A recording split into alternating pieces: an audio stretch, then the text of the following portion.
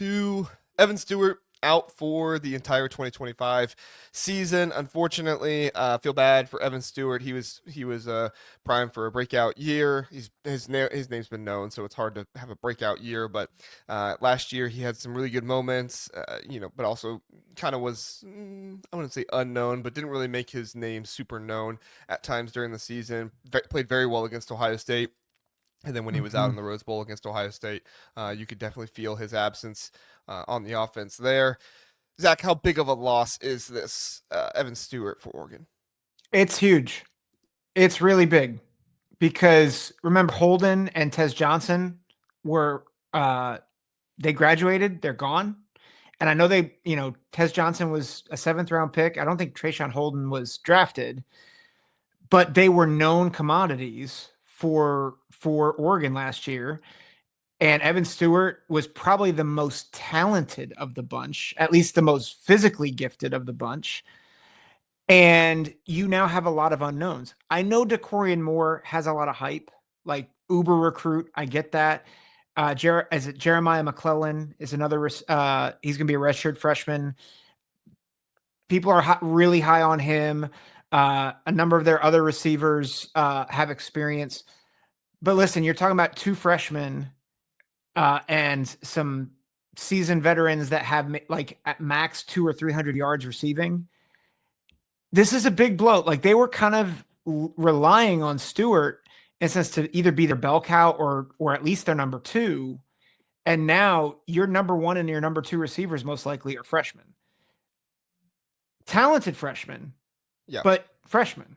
And that's going to take some time. I was gonna say they did get Malik Benson. He obviously did not work out at Florida State, so we'll see, how that works out with them.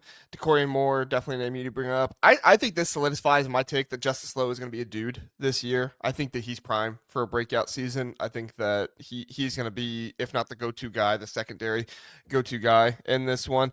Jeremiah McClellan committed to Ohio State, flipped to the Ducks. That was huge for them when they got him. What's his name? Jerion Dickey, former five-star they have in this roster. That's a name we've heard a lot about. I kind of have a theory that if you're a five-star and you've not made any noise by year three, I just don't think I just think it was a recruiting, not a recruiting miss. It was a ranking miss. Like Yeah. for whatever reason, whether the guy, I'm not gonna say that about him. For whatever reason, it just feels like to me, if it's year three, which it's only been 2 years for him, he's a redshirt sophomore this year, I think, or a redshirt junior. So he's still young, but still, I've not heard the hype about Jerion Dickey like I've heard for DeCorian Moore. Right? Like I Yeah. think DeCorian Moore is going to have a good season this year. Do I think he's going to be Jeremiah Smith? No, because I don't think Jeremiah Smith just come around. I'm never going to predict that anybody's Jeremiah Smith. It's just Mm-hmm. like if they do it, great, but I'm never going to predict it's going to happen. Just like I didn't predict Jeremiah Smith would happen. Like I'm not being inconsistent here. I'm being consistent. But I do think that that's an opportunity for him, Malik Benson as well, Jeremiah McClellan. This is a deep wide receiver room. This is a Yeah. wide receiver room that has talent. They are not lacking in talent. So when we say is it a huge loss for Oregon to begin the year, yes. Yeah. Is it a huge loss for Oregon overall if they develop No. well? Like if Oregon fans want to completely say that the development stuff is crap and we do develop our players, then you should be good by the end of the season. Right? Like you should have a solid receiver core, 3, 4, 5 guys deep that you are constantly rotating. Well, maybe rotating. Some guys like to rotate, some guys don't. We'll see what the new wide receiver coach likes to do. But as far as Mm-hmm. I'm concerned, like you should be fine. You have plenty of talent in this wide receiver room. Junior Adams did not leave them without talent. Yeah, and I appreciate that caveat because when I say it's a big deal, I think the first half of the season it's a big deal, right?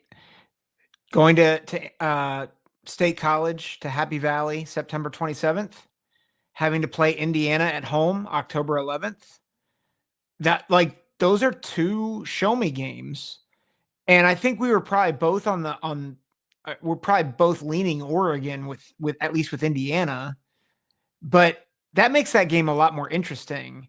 And remember, you're breaking in a new quarterback alongside it. Now we think Dante Moore, we think he's going to win the job. We think he's uber talented as well. But new quarterback with new receiving core, again, the issue is not talent. The issue is chemistry, and like how do they play well together? Again, you're breaking in at least one new running back, Makai Hughes, who again we'll see. We think he's great. Sadiq, we think he's great. Might be the best tight end in the country, at least in the Big Ten. Although Max Clare and Luke Reynolds might have something to say about it. We got But deep tight end. We got deep tight end position in the Big Ten this year. Sorry, go ahead. yeah, but like the issue is not talent. The issue is chemistry and how quickly can they get things rolling. And I'm not sure. I'm not sure that Penn State game. That's a tough game to have. I know it's week 5, but you're not going to face a defense anywhere near the caliber of them, and you're still going to be working things out. Well, and isn't Oregon the type of offense that you're okay with working things out against better teams, right? Because it is an offense that is get the ball out so quick, get the ball to your playmakers' hands and let them work, let them get the yards after the catch. I think for a team like Oregon, again, this is one where with the talent behind Evan Stewart that should be there, right? And we'll have to see it prove itself, but it should be there.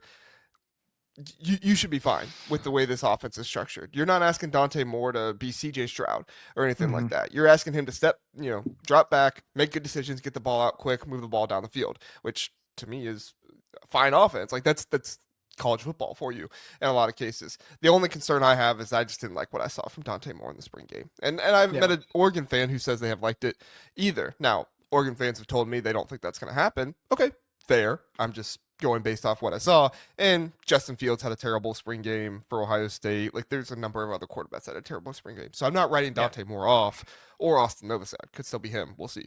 But probably Dante Moore.